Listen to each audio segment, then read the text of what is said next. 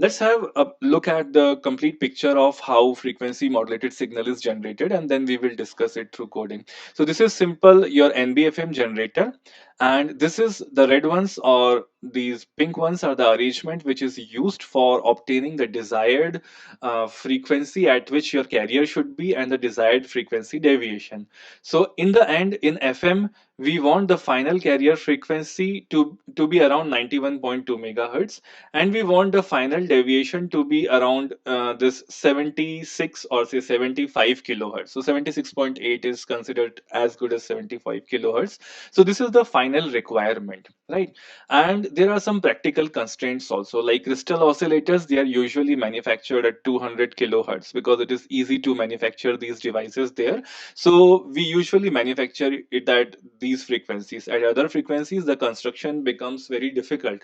So crystal oscillators are available at this range only. So if we generate a NBFM signal by using this, and if we consider that the baseband signal varies between 50 hertz to 15 kilohertz, in that case, to keep beta very less than 1, because for narrowband frequency modulation, we know that this beta value will be very less than 1. So delta F by bandwidth of this message signal has that this ratio has to be very less than 1. So if you see, here the delta F that we have selected is 25 hertz, right?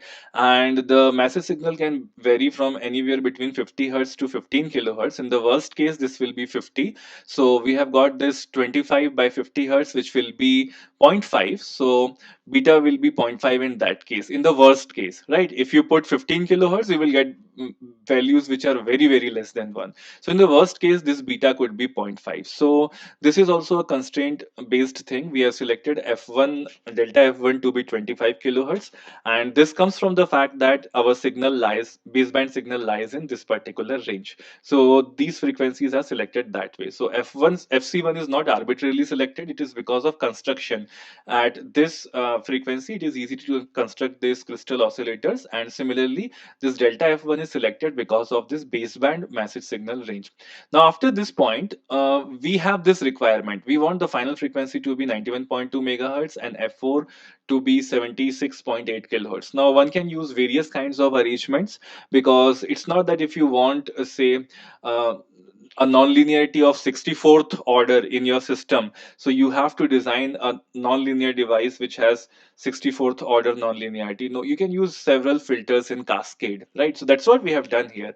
So first of all, we have used a frequency multiplier which multiplies the frequency by 64.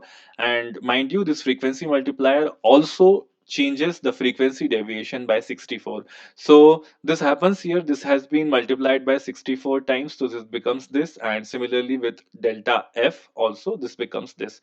Then we did not want that this frequency and deviation which are present here should be in this manner. Now we want to shift this carrier frequency to something else, keeping this deviation same. So we have used a frequency converter with crystal oscillator at frequency 10.9 megahertz. So we have got this frequency here is 1.9 megahertz, and this delta F is 1.6 kilohertz, right? So this is same. Delta F is same because frequency converter won't change your frequency deviation. Then you have multiplied it by 48. So you have got these particular values. Finally, there is a power amplifier, and then you can send your signal through whatever medium you want to. Now, the thing is, who selects these values cross 64, cross 48? So this cross 64 ultimately is not a device which is available as a single piece. You have to take several other devices in cascade which will generate this cross 64. Means this could have been generated by 2 or 3 filters in cascade that multiplies to 64. So it all depends upon the availability of hardware in the market by which you can realize these numbers, right?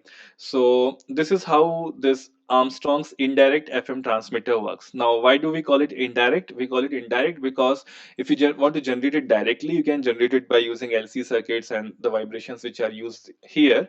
And this is indirect because you first generate an NBFM signal, and then you use an assembly of these frequency multipliers or frequency converters to be able to convert your signal from NBFM to WBFM. So here whatever you receive is WBFM, here whatever you receive is NBFM.